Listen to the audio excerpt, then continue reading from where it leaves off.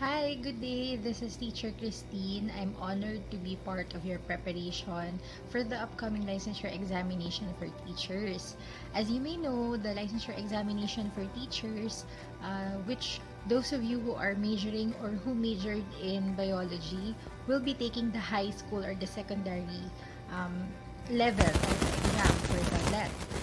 It's necessary for you to know that the PRC gives the competencies so that you know what to focus on for the exams. So I think the first step for you to prepare would be to get a copy of this, of the competencies given by the PRC, get a hold of it, and then try to reason out to yourself which of the topics and of the subjects needs more priority. Now, it depends on you.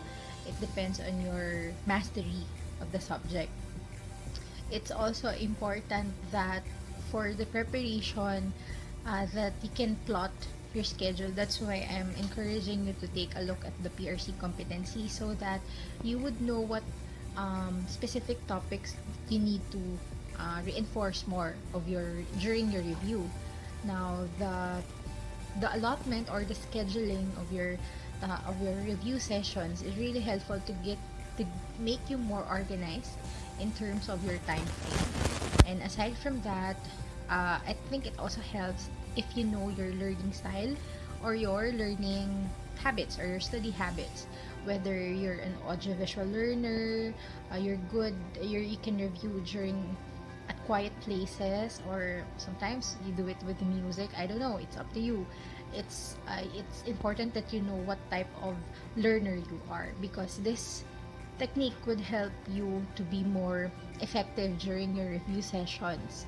And aside from that, I think it's also more important in your preparation to practice this, what we call the strategy of active recall. Active recall is a strategy that you can use to test yourself. It should be continuous. It should be done uh, almost every day if you may wish, and you have to get to you have to get reliable study guides, or you have to get reliable questions in each subjects.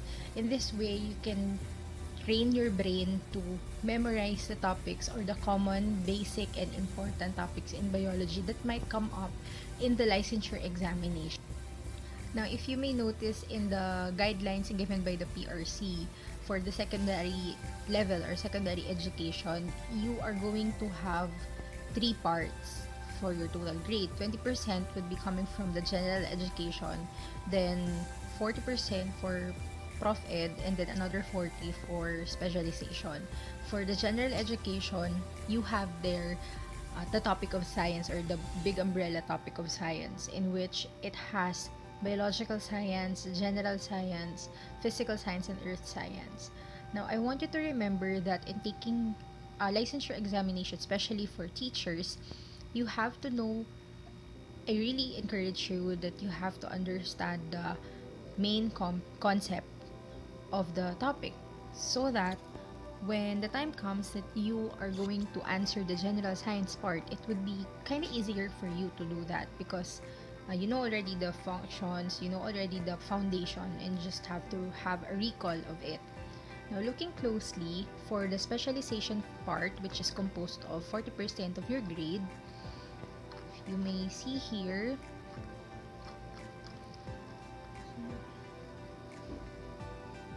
okay, for science, for biological sciences, you have here bioscience 1, bioscience 2, inorganic chemistry, cell biology, ecology, organic chem, microbiome, genetics and evolution, biochemistry, and anatomy and physiology.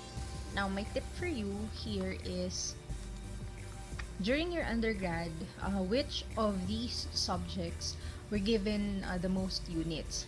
So you have to go back and recall that subject which had you to take a lot more units or a lot more hours to study per sem. So that's one of your clues on which subject to focus on. In our batch before, we didn't have inorganic chemistry.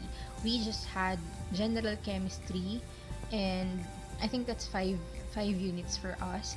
So in the inorganic chemistry competency given by the PRC, I would just, if I'm the taker, if I'm the one going to take the examination, I would just try to study basic inorganic principles, since I didn't have this in my undergraduate level. But I would be more focused on biochemistry, because biochemistry would touch a lot of topics in your Gen Bio, Bioscience 1, and Bioscience 2. No, so it's like you're hitting two or three birds in one stone while reviewing. For ecology, that would touch, or that would give me a brush up on earth science, a few of it in earth science. It's also helpful in organic chemistry to master the stereochemistry and different classes of organic compounds, especially carbon, the CHOs, because it's the basic. Uh, you're going to get the basic knowledge from organic chemistry of the carbons, and it will just spring out from there.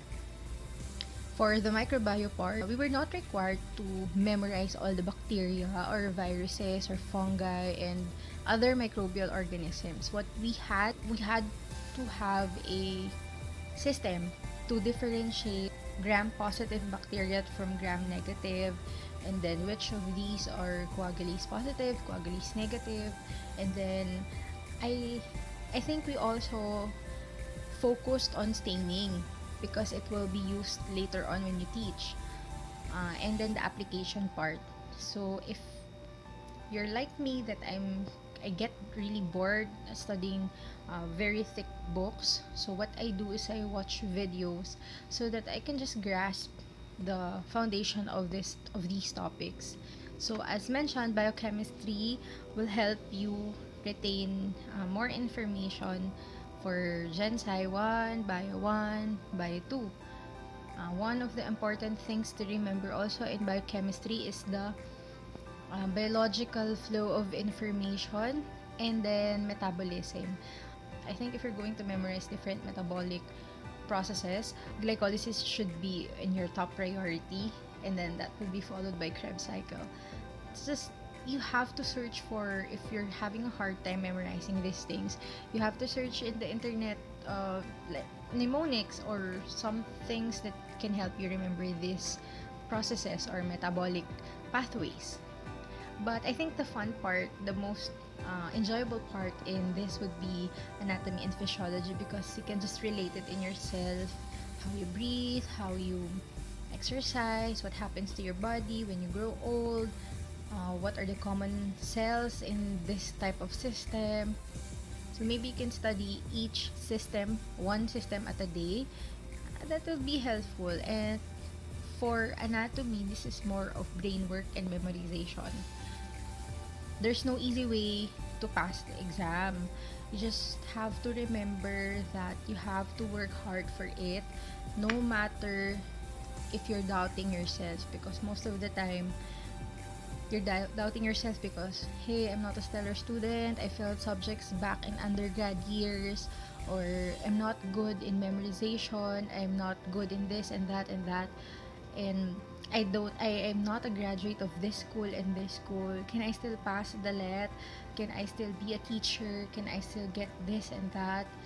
Please stop yourself from doubting yourself, because the only thing that you have to do right now is to prepare.